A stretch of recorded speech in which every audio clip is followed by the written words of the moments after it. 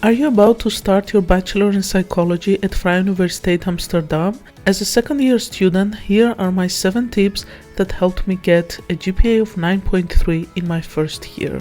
Tip number 1. Take charge of your own learning process. From my experience, all the teaching staff at VU, professors and tutors are very approachable and willing to help. But you have to reach out. So don't be afraid to ask questions, to clarify doubts, and be proactive. Be in charge of your own learning. Tip number 2. Keep up with the materials and start from week 1. The tasks that you will have to do, whether it's readings from the lectures or assignments for the tutorials, quizzes, reports, etc., they can pile up very quickly. The education can feel quite fast-paced because it is structured in 7 weeks of lectures and tutorials, already followed by 1 week of exams. So make sure that you keep up with the materials from the beginning so you can avoid cramming and feeling overwhelmed in the last minute. Tip number 3. Make the most of tutorials. Tutorials take place in small groups of approximately 20 students guided by a tutor, and that's where you consolidate what you heard in the lectures, you discuss with fellow students, you do assignments, quizzes, all kinds of exercises. Be prepared and make sure that you participate actively in the tutorials. The tutorials can make the material to really stick, so be active.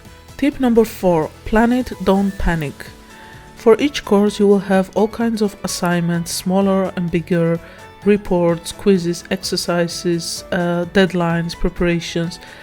It really helps to write it all down, put them in your calendar or make post-its, whatever works for you. It really helps to both stay organized, but also it frees up a lot of your mental space, since you no longer have to remember all that because it's in your paper or in your Outlook or on your laptop. Also, don't forget to make a realistic schedule. What really helped me personally to learn making more realistic schedules is when I started noticing how long it really takes me to read a chapter, to write a report, to prepare a presentation. So for different tasks, I was mindful of the time this was taking me. Of course, there can be variations depending on your energy, depending on the difficulty of the course, so obviously there are fluctuations, but even knowing an estimate helped me plan smarter. Tip number 5. Find your study style. Do you prefer to study at home or on campus, at the libraries or in common areas with soft background noise? Do you prefer to study alone or in groups? Are you more productive in the morning or in the evening? Experiment, because finding your study style will really boost your productivity and will help you to achieve more in fewer hours. Also, you may notice that, like me, your study style may vary depending on the course, on your motivation, on the type of task, whether it's writing a report or an assignment or memorizing difficult concepts. Tip number 6. Besides your study style, find your study strategy.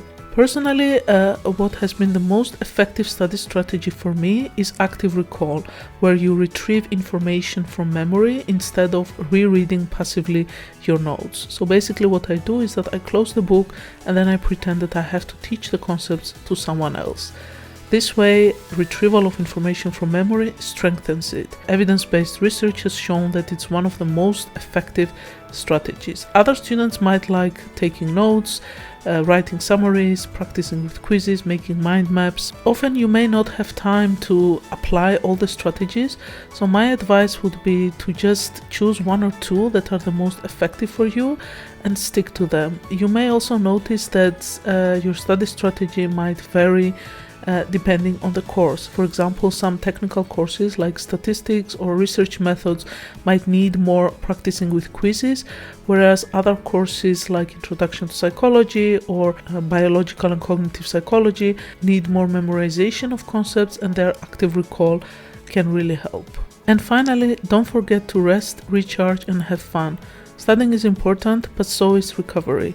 Try to listen to your body. If you're tired, take a break. If you need sleep, get it. If you want to see your friends, just have fun. You'll do great. Good luck.